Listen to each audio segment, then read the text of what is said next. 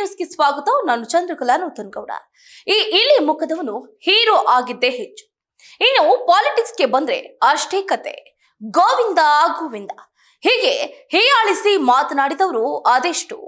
ತಂದೆಯ ಕೃಪಾ ಕಟಾಕ್ಷದಿಂದ ಸಿನಿಮಾದಲ್ಲಿ ನಾಯಕ ಆದವರು ಜನನಾಯಕ ಆಗುವುದಕ್ಕೆ ಸಾಧ್ಯನಾ? ಪೋಡಾರೆ ಅಂದಿದ್ದವರು ಇನ್ನೆಷ್ಟು.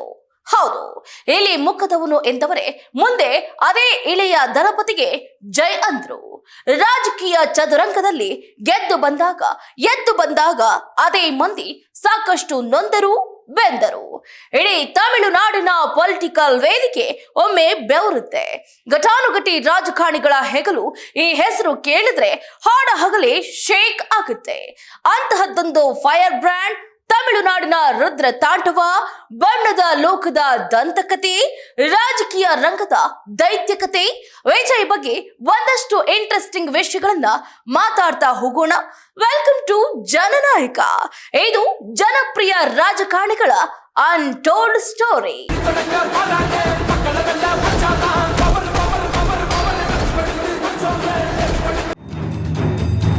ಇಳಿ ಮುಖದವನಿಗೆ ರಾಜಕೀಯ ಬೇರೆ ಬೇಕಾ ಅಂತ ತಂದೆ ಚಂದ್ರಶೇಖರ್ ಎಂತೆಂತ ಮಾತಿಗೆ ನೊಂದಿದ್ರು. ಪ್ರಸ್ತುತ ತಮಿಳುನಾಡು ರಾಜಕೀಯದಲ್ಲಿ ಸುಂಟರ ಸುನಾಮಿ ಎಬ್ಬಿಸಿ ಜಯಬೇರಿ ಬಾರಿಸಿರುವ ವಿಜಯ್ ಆರಂಭಿಕ ದಿನಗಳಲ್ಲಿ ಸಾಕಷ್ಟು ನೋವು ಅವಮಾನವನ್ನ ಅನುಭವಿಸಿದ್ರು. ಅದರಲ್ಲೂ ರಾಜಕೀಯಕ್ಕೆ ಸಿನಿಮಾ ಸ್ಟಾರ್ ಒಬ್ಬ ಬರ್ತಾನೆ ಅಂತೆ, ಗೆದ್ದೇ ಗೆಲ್ತೀನಿ ಅಂತ ಪೋಸನ್ನ ಕೊಡ್ತಿದ್ದಾನಂತೆ. ದೊಡ್ಡವರೇ ಚಾವಾಯ್ತು, ತಮ್ಮ ಸಿನಿಮಾ ಆಯ್ತು ಅಂತ ಕೂತಿರುವಾಗ ಈ ವಯನಿಗೆ ಇವೆಲ್ಲ ಬೇಕಿತ್ತಾ ತುಂಬಿ ಎಂದಿದವರು ಸಾಕಷ್ಟು ಮಂದಿ. ವಿಜಯ್ ಸಿನಿಮಾಗೆ ಬಂದಿದ್ದು ಸಹ ತಂದೆಯ ಆಶೀರ್ವಾದದಿಂದ. ಅಪ್ಪ ನೆಟ್ಟ ಆಲದ ಮರಕ್ಕೆ ಮಗ ಜೋತಾಡ್ತಿದ್ದಾನೆ ಅಂತ ಕಿಂಡಲ್ ಮಾಡಿದವರು ಇದ್ದಾರೆ. ಅದಕ್ಕೆ ಕಾರಣ ಅವರ ತಂದೆ ಚಂದ್ರಶೇಖರ್. ವಿಜಯ್ ಸಿನಿಮಾಗೆ ಎಂಟ್ರಿ ಕೊಡೋದಕ್ಕೂ ಮುಂಚೆ ಅವರ ತಂದೆ ಸ್ಟಾರ್ ಡೈರೆಕ್ಟರ್ ಆದಾಗಲೇ ಕನ್ನಡವೂ ಸೇರಿದಂತೆ ಸಾಕಷ್ಟು ಸಿನಿಮಾಗಳನ್ನ ನಿರ್ದೇಶನ ಮಾಡಿದ್ದ ಚಂದ್ರಶೇಖರ್ ಅವರ ಮಗನೇ ಈ ಚಂದ್ರಶೇಖರ್ ಜೋಸೆಫ್ ವಿಜಯ್. ತಂದೆ ಕನ್ನಡದ ಟಾಪ್ ಡೈರೆಕ್ಟರ್ ಕೂಡ ಹೌದು. ವಿಜಯ್ ಅಪ್ಪ ಸ್ವಭಾವತಃ ಅತ್ಯಂತ ಸೌಮ್ಯ ಸಾಧು. ವಿಜಯ್ ಅವರ ತಂದೆ ಚಂದ್ರಶೇಖರ್ ಕನ್ನಡ, ತಮಿಳು, ತೆಲುಗು ಮತ್ತು ಹಿಂದಿಯಲ್ಲಿ ಕೂಡ ಡೈರೆಕ್ಟರ್ ಕ್ಯಾಪ್ ತೊಟ್ಟು ಯಶಸ್ವಿಯಾಗಿದ್ದಾರೆ. ಅದರಲ್ಲಿ ವಿಶೇಷವಾಗಿ ಕನ್ನಡದ ಸಿನಿಮಾಗಳನ್ನು ಕೂಡ ನಿರ್ದೇಶನ ಮಾಡಿರ್ತಾರೆ. ನಿಮಗೆ ಗೊತ್ತಿರಲಿ, ಇವರು ಅಂಬರೀಶ್, ಶಂಕರ್ನಾಗ್, ವಿಷ್ಣುವರ್ಧನ್ ಅವರಿಗೆ ಆಕ್ಷನ್ ಕಟ್ ಹೇಳಿರುವ ಟಾಪ್ ಡೈರೆಕ್ಟರ್ ಕೂಡ ಹೌದು. ಕನ್ನಡದ ಸ್ಟೈಲಿಶ್ ನಟ ಶಂಕರ್ನಾಗ್ ನಟನೆಯ ಗೆದ್ದ ಮಗ ಸಿನಿಮಾವನ್ನ ನಿರ್ದೇಶನ ಮಾಡಿದ್ದು ಇದೇ ಚಂದ್ರಶೇಖರ್. ಮಾಧುರಿ ಮತ್ತು ಶಂಕರ್ನಾಗ್ ಕಾಂಬಿನೇಷನ್ನ ಈ ರೋಷಾವೇಶ ತುಂಬಿದ ಚಿತ್ರ ಕ್ರಿಟಿಕಲ್ ದೊಡ್ಡ ಸಕ್ಸಸ್ ಆಗಿತ್ತು. ಆಗಿನ ಕಾಲದಲ್ಲೇ ದೊಡ್ಡ ಮಟ್ಟದ ಹೆಸರನ್ನು ಕೂಡ ಮಾಡಿತ್ತು. ಕನ್ನಡಿಗರು ಇವತ್ತಿಗೂ ಗೆದ್ದ ಮಗನ ಸಿನಿಮಾವನ್ನ ಸೋಷಿಯಲ್ ಮೀಡಿಯಾದಲ್ಲಿ ನೋಡಿ ಸಾಕಷ್ಟು ಸಂಭ್ರಮವನ್ನ ಪಡ್ತಾರೆ. ಆ ಮಟ್ಟಕ್ಕೆ ಹೆಸರನ್ನ ಮಾಡಿತ್ತು ಶಂಕರ್ನಾಗ್ ನಟನೆಯ ಈ ಮಹೋನ್ನತ ಚಿತ್ರ. ಆಗಲೇ ಗೆಲುವು ನನ್ನದೇ ಎಂದಿದ್ದ ವಿಜಯ್ ತಂದೆ. ಸಮರ್ಥ ನಿರ್ದೇಶನದಲ್ಲಿ ಅವರು ಸದಾ ಮುಂದೆ.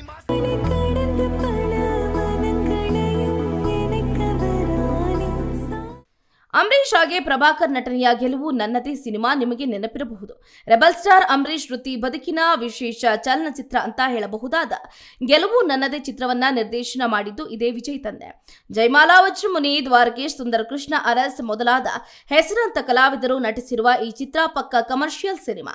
ಮೊದಲ ದೃಶ್ಯದಲ್ಲಿ ಅಂಬರೀಶ್ ಹಾಗೆ ಪ್ರಭಾಕರ್ ಆಡುವ ಕರಾಟೆ ಫೈಟ್ ನೋಡುವುದೇ ಒಂದು ರೋಚಕ ಅನುಭವ. ಆ ದಿನಗಳಲ್ಲೇ ಗೆಲುವು ನನ್ನದೇ ಎಂದಿದ್ದ ಚಂದ್ರಶೇಖರ್ ಅವರ ಪುತ್ರ ವಿಜಯ್ ಇವತ್ತು ತಮಿಳುನಾಡಿನಲ್ಲಿ ಗೆಲುವು ನನ್ನದೇ ಅಂತ ಸಕ್ಸಸ್ ಬಾವುಟವನ್ನ ಹಾರಿಸಿದ್ದಾರೆ.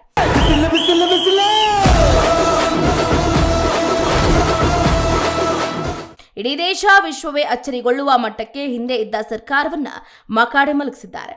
ದಿನೇ ದಿನೇ ಹೊಸ ಅನುದಾನಗಳನ್ನ ಬಿಡುಗಡೆ ಮಾಡುವುದರ ಮೂಲಕ ಹೊಸ ಕ್ರಾಂತಿಯನ್ನ ಮಾಡ್ತಿದ್ದಾರೆ. ಜಯಲಲಿತಾ ಅವರ ಕನಸಿನ ಅಮ್ಮ ಕ್ಯಾಂಟೀನ್ ಅನ್ನ ಮತ್ತೆ ಓಪನ್ ಮಾಡಿಸುವುದರ ಮೂಲಕ ಕಡು ಬಡವರ ಪಾಲಿನ ಪರಮಾತ್ಮನಾಗಿ ಹೊರಹೊಮ್ಮಿದ್ದಾರೆ. ಹಾಸಿದ ಹೆಬ್ಬುಲಿ ಚಿತ್ರಕ್ಕೂ ಚಂದ್ರಶೇಖರ್ ಆಕ್ಷನ್ ಕಟ್. ಅವರು ಮಾಡಿದ ಹೆಚ್ಚಿನ ಚಿತ್ರಗಳು ಸೂಪರ್ ಹಿಟ್. ಚಂದ್ರಶೇಖರ್ ಅವರ ಕನ್ನಡದ ಮೇಲಿನ ಹಿಡಿತ ಅವರಿಗೆ ಅಂಬರೀಶ್, ಶಂಕರ್ನಾಗ್, ಪ್ರಭಾಕರ್, ವಿಷ್ಣುವರ್ಧನ್ ಅಂತವರ ಕಾಲ್ ಶೀಟ್ ಸಿಗುವಂತೆ ಮಾಡಿತು. ಹಳ್ಳಿ ಸೊಗಡಿನ ಚಿತ್ರವನ್ನ ಕೂಡ ಸಹಜವಾಗಿ ಚಿತ್ರಿಸಬಲ್ಲ ತಾಕತ್ತು ವಿಜಯ್ ತಂದೆಯವರಿಗೆ ಇತ್ತು. ಜೊತೆಗೆ ಕಮರ್ಷಿಯಲ್ ಎಲಿಮೆಂಟ್ಗಳನ್ನ ಅಚ್ಚುಕಟ್ಟಾಗಿ ಸೇರಿಸುವ ಕಲೆ ಅವರಿಗೆ ಸಿದ್ಧಿತ್ತು. ಹಸಿದ ಹೆಬ್ಬುಲಿ ಚಿತ್ರದಲ್ಲಿ ಅಂಬರೀಶ್ ಅವರು ಮಂಡ್ಯ ಭಾಷೆ ಮಾತಾಡೋದನ್ನ ನೋಡ್ತಾ ಇದ್ರೆ ಗೊತ್ತಾಗುತ್ತೆ ಚಂದ್ರಶೇಖರ್ ಅವರಿಗೆ ಕನ್ನಡದ ಹಳ್ಳಿ ಸೊಗಡಿನ ಭಾಷೆಯ ಬಗ್ಗೆ ಎಷ್ಟು ಗೌರವ ಇತ್ತು ಅನ್ನೋದು. ವಿಷ್ಣುವರ್ಧನ್ ನಟನೆಯ ಸಿಂಹಗರ್ಜಿನಿ ಚಿತ್ರವನ್ನ ಕೂಡ ಚಂದ್ರಶೇಖರ್ ಅವರೇ ನಿರ್ದೇಶನ ಮಾಡಿದರು. ವಿಷ್ಣುದಾದ ಲಾಯರ್ ಪಾತ್ರದಲ್ಲಿ ಮಾಡುವ ವಾದ, ಆ ವಿಶೇಷ ಗತ್ತಿನ ನಟನೆಯ ಹಿಂದೆ ಇದ್ದ ಶ್ರಮ ಮತ್ತು ಕ್ರಿಯಾಶೀಲತೆ ಚಂದ್ರಶೇಖರ್ ಅವರದ್ದಾಗಿತ್ತು. ಅಂತಹ ಚಂದ್ರಶೇಖರ್ ವಿಜಯ್ ಅವರನ್ನ ಚಲನಚಿತ್ರ ರಂಗಕ್ಕೆ ಎಂಟ್ರಿ ಕೊಡಿಸಿದ್ದರ ಹಿಂದೆ ವಂಶ ಪಾರಂಪರಿಕ ಅವಕಾಶವೇ ಕಾರಣ ಅಂತ ಟ್ರಿಂಗಲ್ ಮಾಡಿದವರಿಗೆ ವಿಜಯ್ ಇವತ್ತು ಉತ್ತರೋತ್ತರ ಕೊಟ್ಟಿದ್ದಾರೆ. ಒಂದು ಪುಸ್ತಕದ ಕವರ್ ಪೇಜ್ ನೋಡಿ ಅದರ ಒಳಗಿರುವ ವಿಷಯವನ್ನ, ಆ ಪುಸ್ತಕದ ತಾಕತ್ತನ್ನ ಅಳಿಬೇಡಿ ಅನ್ನುವ ಮಾತನ್ನ ಮತ್ತೊಮ್ಮೆ ಸತ್ಯ ಮಾಡಿದ್ದಾರೆ. ತಂಗಿಯ ಸಾವು ಬಾಲ ವಿಜಯ್ಗೆ ನೋವು ಮಾಡಿತ್ತು. ಸ್ಟಾರ್ ವಿಜಯ್ ಹಣೆ ಬರಹದಲ್ಲಿ ಬೇರೆಯದ್ದೇ ಬರೆದಿತ್ತು. ವಿಜಯ್ ಚಿಕ್ಕಂದಿನಲ್ಲಿ ತಮ್ಮ ತಂಗಿಯನ್ನ ಕಳ್ಕೊಂಡ್ರು. ಸಣ್ಣ ವಯಸ್ಸಿನಲ್ಲಿ ಅತಿ ಸಣ್ಣ ವಯಸ್ಸಿನ ಮುದ್ದಾದ ತಂಗಿಯ ಸಾವು ಅವರಲ್ಲಿ ವಿಚಿತ್ರವಾದ ಬದಲಾವಣೆಯನ್ನ ತಂದಿತ್ತು. ಪುಟ್ಟ ಪುಟ್ಟ ಕೈ, ಪುಟ್ಟ ಪುಟ್ಟ ಕಾಲ್ಗಳೊಂದಿಗೆ ಮನೆಯಲ್ಲಿ ಕಿಲಕಿಲ ಅಂತಿದ್ದ ತಂಗಿ ಅದೊಂದು ದಿನ ಉಸಿರನ್ನ ನಿಲ್ಲಿಸಿಬಿಟ್ಲು. ಸುಮಧುರ ಸಹೋದರಿಯ ಆ ಅಕಾಲಿಕ ಮರಣ ವಿಜಯ್ ಮನಸ್ಸಿಗೆ ದೊಡ್ಡ ಮಟ್ಟದ ಗಾಯವನ್ನೇ ಮಾಡಿತ್ತು. ಅವನು ಹಾಗೆ ಮಂಕಾಗಿ ಕೂರುವುದನ್ನ ಗಮನಿಸಿದ ತಂದೆ ಚಂದ್ರಶೇಖರ್ ವಿಜಯ್ಗೆ ಬಾಲನಟನಾಗಿ ನಟಿಸುವಂತೆ ಒತ್ತಾಯಿಸಿ ಒಂದಷ್ಟು ಚಿತ್ರದಲ್ಲೂ ಕೂಡ ನಟಿಸುವಂತೆ ಮಾಡಿದ್ರು.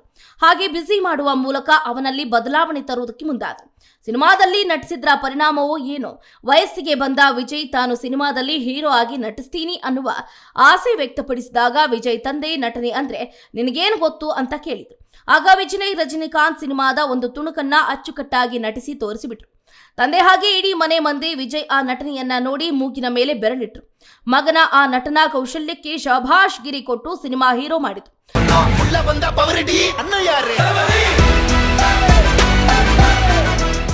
ಆದ್ರೆ ಅವರ ಮೊದಲ ಆ ಸಿನಿಮಾ ಚೆನ್ನಾಗಿಯೇ ಇದ್ರೂ ಅದು ಓಡ್ಲೇ ಇಲ್ಲ.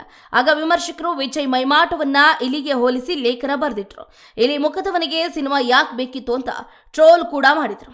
ಇವೆಲ್ಲವೂ ಆಗಿದ್ದು ಈಗ ಇತಿಹಾಸ. ಅದೇ ಇಲಿ ಮುಖದ ವಿಜಯ್ ಇವತ್ತು ಇಳಿಯ ದಳಪತಿಯಾಗಿ, ನೈಜವಾದ ಜನನಾಯಕನಾಗಿ ತಮಿಳುನಾಡಿನಲ್ಲಿ ಹೊಸ ಇತಿಹಾಸವನ್ನ ಸೃಷ್ಟಿ ಮಾಡಿದ್ದಾರೆ. ಹಿಸ್ಟರಿಯೇ ಬೆಚ್ಚಿ ಬೀಳುವಂತ ಹಿಸ್ಟರಿ ಕ್ರಿಯೇಟ್ ಮಾಡಿದ್ದಾರೆ. That is Chandrashekhar Joseph Vijay ಉರೂಫ್ ತಮಿಳುನಾಡಿನ ಮಾನ್ಯ ಮುಖ್ಯಮಂತ್ರಿ ವಿಜಯ್.